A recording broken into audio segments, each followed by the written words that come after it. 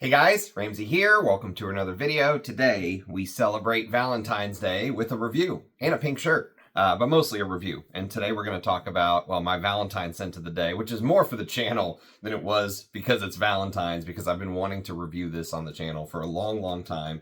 And this is called Monsieur by Frederic Malle, perfumed by Bruno Jovanovic, who is a big, heavy-handed perfumer. But what's interesting is if you pay very close attention, actually, before we get started, I want to say that if you stick around to the end of the video, we have an unboxing. Actually, it's a triple. Well, there's 3 fragrances in here, but I've decided we're going to start doing the unboxings at the end of the video as like a little treat to everyone who has stuck around. I think that's a little bit more coherent than doing them in the beginning where, you know, we talk about a review and then there's a 15-minute unboxing or whatever it is. You know, that just kind of lets me do the unboxing at the end. I don't have to worry about, you know, people trying to fast forward and see where the review starts. So we are going to talk about today Monsieur by Frederic Malle from 2016. And actually, this is the fragrance that was the very first fragrance that Frederic Malle released after being purchased by Estee Lauder. So everyone, when they smelled this, was like, oh my God, the death of Frederic Malle, it's officially over, you know? There was a lot of hate for this fragrance. There's a lot of love for this fragrance. Now, I fall into the love category. That's just me personally. I think there's a lot of ingredients and materials in here that, you know, you may either kind of be a love or hate, but this is basically a take on patchouli in a nutshell. But if you pay very close attention, you will notice the name is not just Monsieur, but it's Monsieur, period, okay? And so what's interesting is, the thing is, over the years, there's been many different takes on Monsieur. There's been many names Monsieur. Chanel has a Pour Monsieur. Pierre Cardin has a Pour Monsieur, which I reviewed on the channel. Guerlain has Mouchoir de Monsieur, which I plan on reviewing this spring, God willing. I think this is a perfect spring and summer fragrance for me personally. And there's a lot of other Monsieurs that I will be reviewing or discussing on the channel. One is Rochas Monsieur, which I decanted into a different atomizer.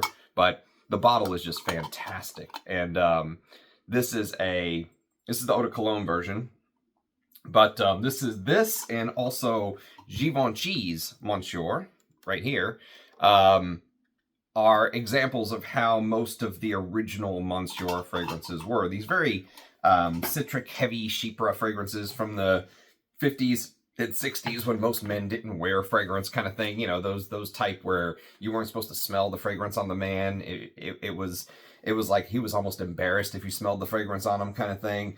But those sort of citric, heavy Chypres, even Chanel's Pour Monsieur is a good example of that. The EDT anyway. The EDP is a little bit different, but the EDT of Chanel's Pour Monsieur is more of that citric, heavy Chypre, old school style. Lots of lemons and fresh notes and stuff like that in the top. And what's funny is that this Monsieur, so Frederic Malle's Monsieur, could not be further from that style. It is 100% the opposite of that style, if you will.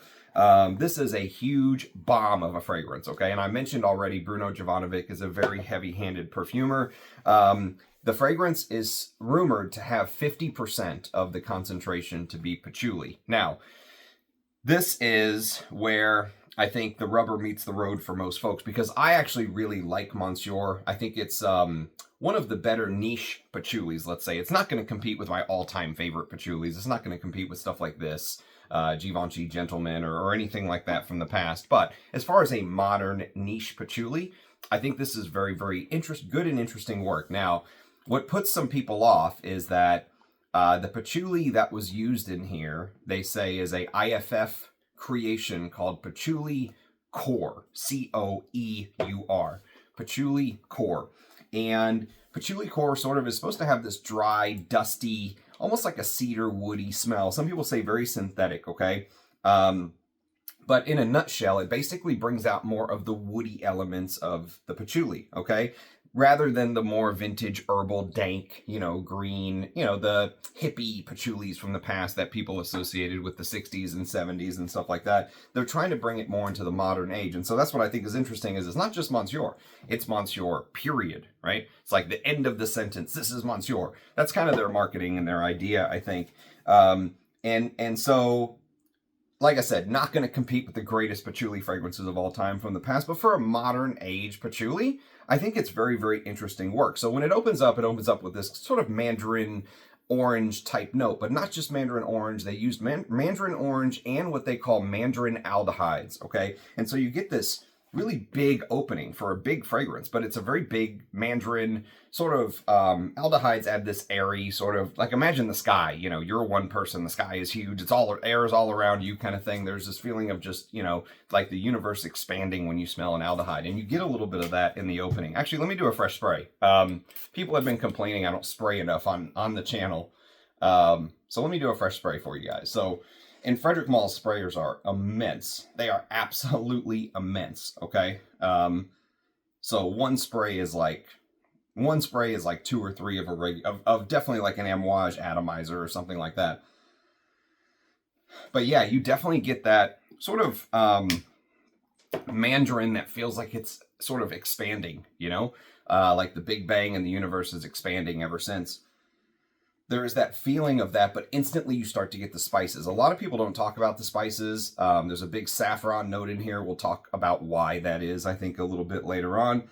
But the fragrance brings the patchouli into the modern age. Already I'm getting the patchouli, and it is that almost crystal, clear, crisp type of patchouli with that touch of mandarin that adds a little bit of that sweet, citric, zesty freshness, you know, that zing that mandarin adds. The Perfume Society says mandarin orange adds a huge amount of lift to a fragrance. That's what they say, and I tend to agree. I tend to concur. I see, you know, I can almost imagine taking a mandarin and trying to peel it and missing a little bit and the mandarin squirting some juice on your hand or something like that, and you try and get it off, but it's a little bit sticky. And there's something very natural about it, though. The mandarin has these neroli sort of white flower type, citric type feel from time to time. And it almost feels slightly metallic, okay? And I don't know if that's a mixture of the aldehydes with the mandarin or if it's just the mandarin itself, but there's a slightly metallic feel to the opening. It also could be that patchouli core, which is, again, more of that dry, dusty, crystalline, clear patchouli, if you will. Not the herbal, dank, vintage stuff from the past. And it does add a beautiful character. I think the mandarin orange adds a realism and a naturalistic feel to a otherwise very synthetic fragrance, okay? But again, this is a very heavy-handed perfume made by a very heavy-handed perfumer. So even though I could talk a little bit about the mandarin, and it's there, I mean, you get it. But the heavier notes, I think, are what your nose is going to focus on. And so this is a very heavy composition. This is a bomb of a fragrance. It's a huge fragrance. Everyone's going to smell you when you wear this. You know, the 50% patchouli usually is like an anchor. You know, it weighs a fragrance down. It makes it heavy. It gives it mass, not just space. You know, you could have a circle, but there's nothing in the circle. The patchouli makes the circle feel full, makes it feel like it's full of mass, you know? And it's one of those compositions that when it gives you an idea of a type of fragrance you would want to wear when you convey strength and power and you want to command the room. You want to dominate the room. Like if you were giving a speech or something like that, this is the type of fragrance that you could easily wear to that because you want all eyes on you. This is one of those fragrances. And even though it has these modern touches, I would say it also has it has shades of modernity, but it also has a vintage characteristic to it. Frederic Malle calls Monsieur uncompromising. That's the word that he decided to use for it, uncompromising. And that's what the Frederic Malle website says anyway. So you get the idea. And you see why this very bright, luminous, uplifting, almost slightly floral, slightly metallic, citric mandarin is so important to the scent. And it makes a very important top note to an otherwise extremely heavy scent. Now, the rest of the notes, everyone picks up on, everyone talks about.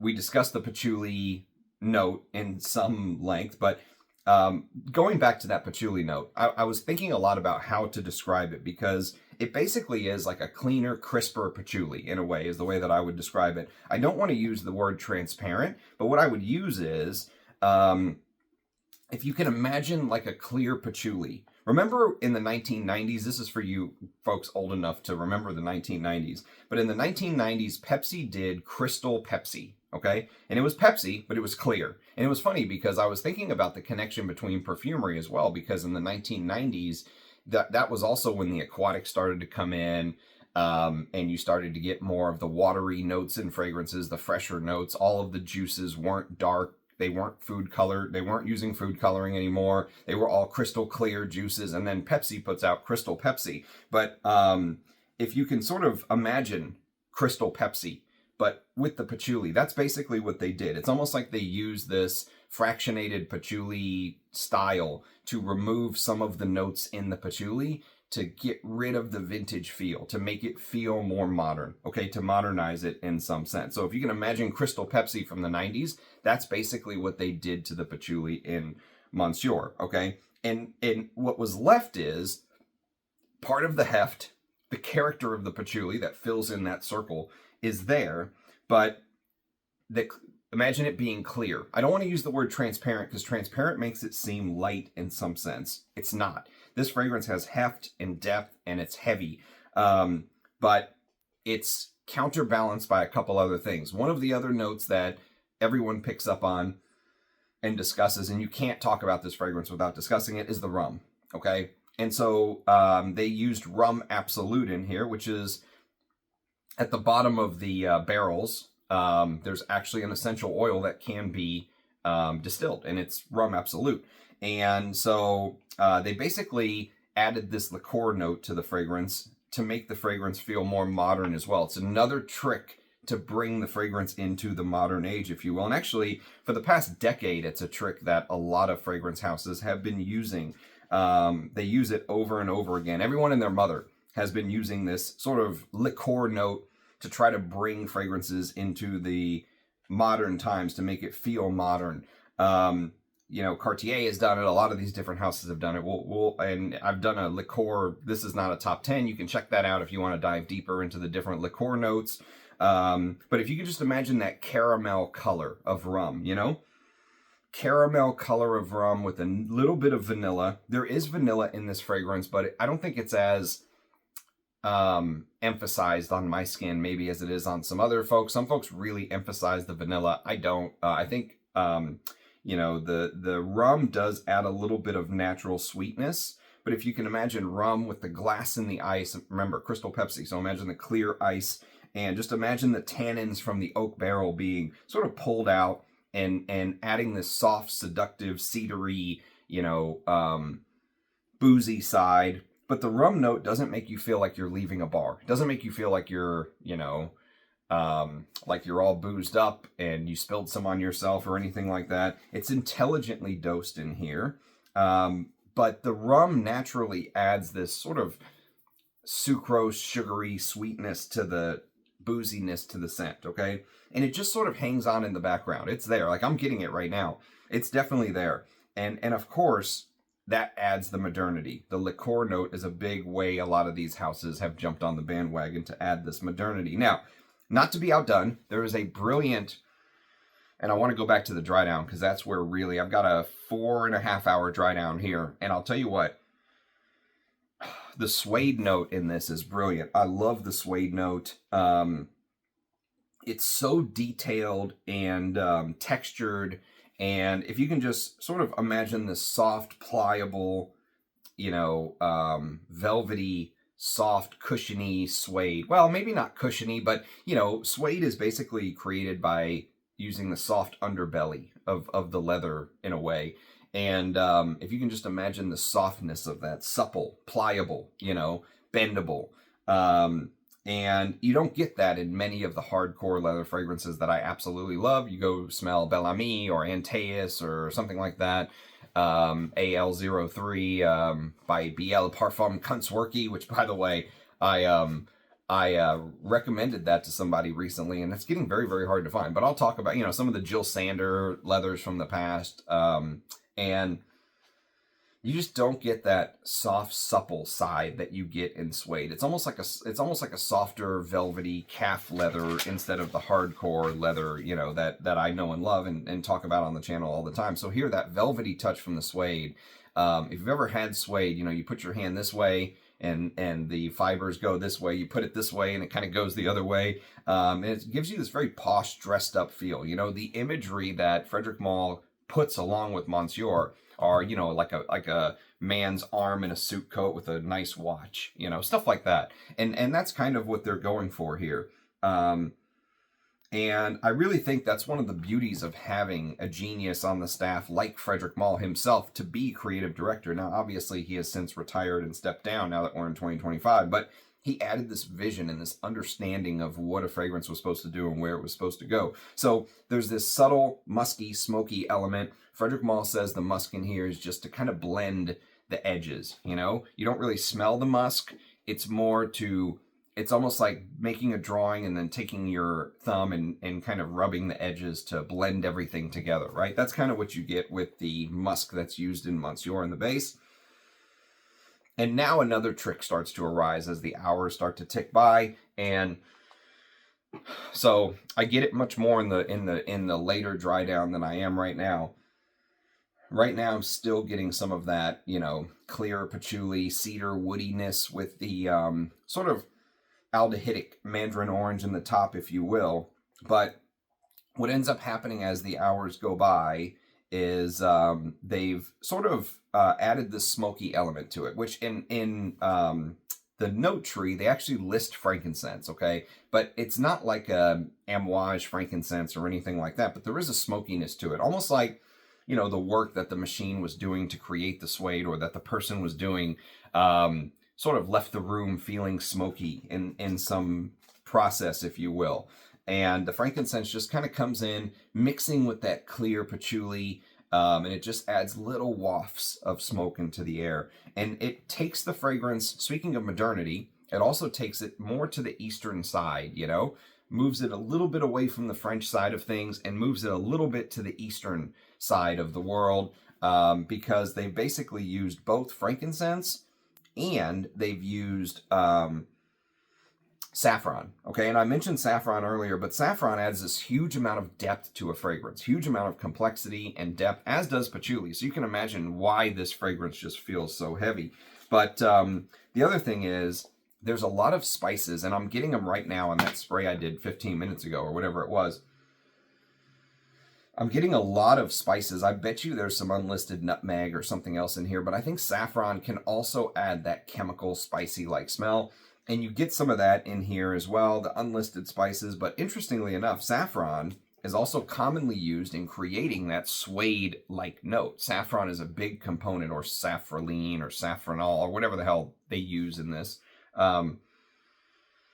But yeah, saffron is a big component of creating this suede-like note. It's a very commonly used component. Now, so I think you get the idea of the scent. I would like to kind of close with a few phrases that Malle said, so you get an idea of where his head was while he was creating this. So at the launch, Frederic Malle basically said he wanted to turn patchouli into a photoshopped raw material. Photoshop. So when you take a picture and you Photoshop it, you know, it's almost like you're making a copy of something. You're not using the original, you're making a copy. And that's kind of what you get with this sort of patchouli note that was used in here. Remember, I was saying crystal Pepsi kind of feel, the clearness of the patchouli, some of the, maybe some of the parts of the patchouli that they did not want removed from that fractional distillation. And that just absolutely puts a bow on it. If you can imagine this photoshopped raw material turned into a modern perfume. Now, the base is where I think a lot of people, well, if the patchouli core, or whatever that IFF ingredient didn't put you off, the amber extreme in the base is where a lot of people would run for the hills potentially, because the base is made up of Amber Extreme and a couple other synthetics that really, really push. Now, I will say, you may not enjoy that. If you're the type of person that, you know, if you smell or see one of those perfumes, or one of those ingredients in a perfume, you run for the hills. Monsieur may or may not be your thing. For me personally, I personally think that Frederic Malle uses these synthetic materials better than just about anybody. I really feel like if any house can use some of these amber wood materials, in this case I think it's Amber Extreme, but don't quote me on that, you know, that gives it this long, drawn out, dry down. It lasts 12 hours, and this is a 12-hour fragrance. This stuff will last forever on your skin. But I like the way that he uses these materials, and I allow myself to enjoy these type of materials. Yes, I like the real ouds and the real musks and the fragrances like the House of Matriarch I just reviewed, where it's 100% natural. I like those type of perfumes, but I also allow myself to appreciate stuff like Monsieur, where you get, you know, this sort of blend of synthetics and natural smells. And there's a lot of synthetics in here, to be fair. That's why I thought I'd mention it in closing, because that may be something that really, I think, puts some folks off. Like I said, it's my Valentine's Day scent of the day. And that's more because I wanted to do this review for you guys than because I was thinking about me for Valentine's. This may not be the best cuddle up to me type of scent, but I will tell you that it's a scent that I liked from the very beginning. I do think it's one of my favorite niche patchoulis, if you will. I've gone through multiple little samples, and I've got a full bottle. I think I have a decanter or two lying around. And 100 mils of this will probably last a lifetime, you know, because you really, those 2 sprays I did, you didn't need the second one. One is more than enough. This is a big, strong fragrance with a lot of character, uncompromising, as Frederic Malle says. So that's the take. If you're interested in smelling like a updated patchouli, if you will, something that Frederic Malle updated from the past and brought to the modern age. It's crazy that this is 9 years old already. But check this out. Probably one of my favorite Bruno Jovanovic scents. I think maybe Bruno Jovanovic has done his best work with Frederic Malle, because he also did that Dries Van Noten. So yeah, I think Bruno has done some of his best work with Malle. So let's wrap up with this unboxing, okay? And this is from a house that is an up-and-coming house.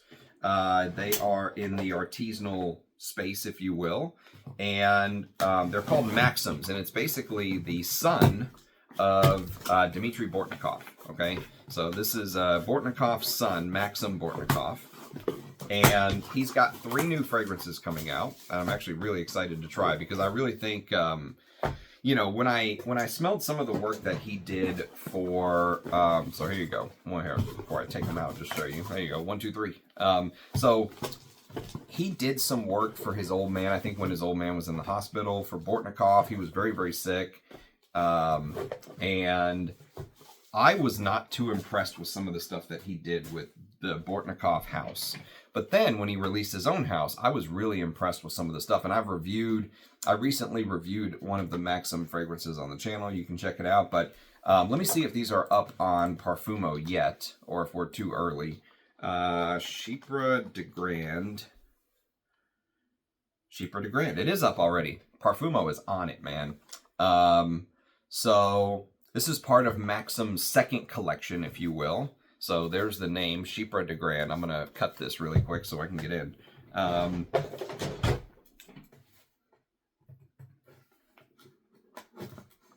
Okay. So let's see. I think he changed the color of the font of the bottle, or the, not the font, but the little sticker on the front. So there's the image of it. There's how he views Chypre de Grande. Bergamot, lime, white grapefruit, Thai licorice, styrax, gaiac wood, benzoin, beeswax, rose de mai, Siberian deer musk, oak moss, labdanum, light patchouli, speaking of different types of patchouli, and cedarwood, Virginia cedarwood. So Chypre de Grande, there you have it. Very, very interesting. I like the green contrast. I think it was black before. I wonder if they fixed their cap. They had an issue with that previously. One of the caps on the bigger bottle wouldn't hold it. It would fall. Looks like this is holding it pretty well now. But so yeah, I'm a big Chypre lover. Chypre is my favorite category of fragrance, if you will. So I'm very interested to see. I know his old man had Chypre de Nord. So it's interesting, which I reviewed on the channel if you want to check that out. So it's interesting to see Maxim putting out Chypre de Grande. So we will see how this plays out. Obviously, I need to wear these and give them some time. But yes, so that's the first one in the second collection. And I think, let me see if I can give you guys some prices just in case you're interested. MaksimPerfume.com is the site. So Chypre du Nord is $320 for 50 mil. They also have the 9 mil Discovery Atomizer for $85. And the next one on the list is Vanilla Oud. Vanilla Oud. So let's see. Let's see what Vanilla Oud's all about.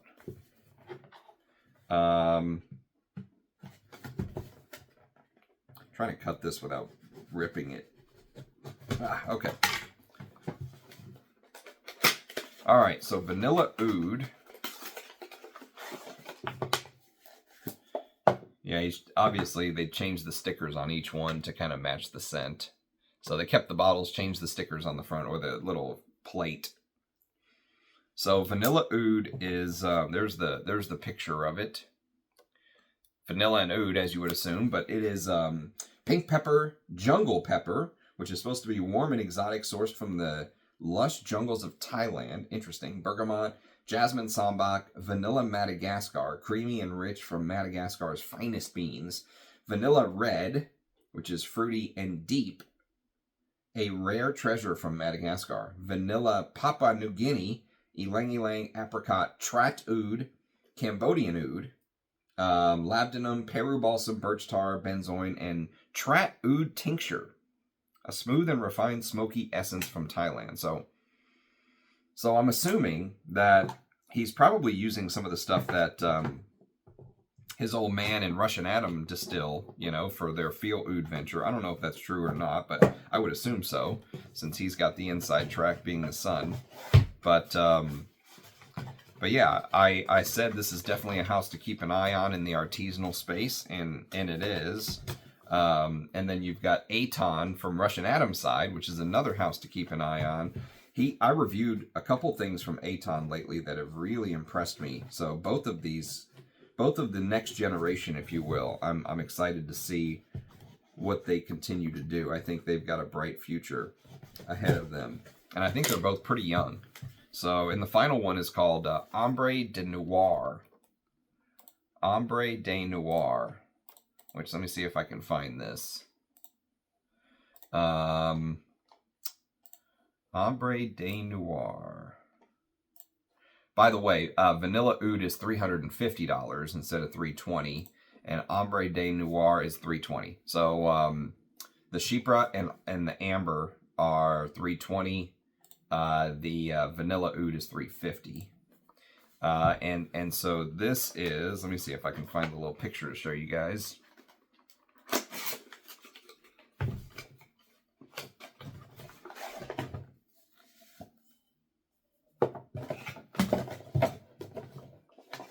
There it is, Ambre de Noir. I like the little, looks like AI generated pictures, but it's good. Gives you a good idea of the scent. Ambre de Noir, saffron, green accord, leafy tones, herbal notes, shamama, which is Indian attar, magnolia, frangipani, tobacco, sandalwood, amber accord from India, tonka bean, ambergris from Ireland, and vanilla. Bourbon vanilla from Madagascar. So there you have it. You can see how dark this one is. That is a dark, dark juice. So very excited to get to know these. Thank you for sending these my way, my friend. And yes, you'll be hearing about these on the channel in 2025 for sure. So I would love to hear your thoughts on Monsieur. As always, it's a pleasure to get to do these videos for you guys. I hope you all have a fantastic Valentine's Day. Remember, you don't need a special day to be loved. Every day can be Valentine's Day. I love you guys. Cheers. Catch you next time. Bye-bye.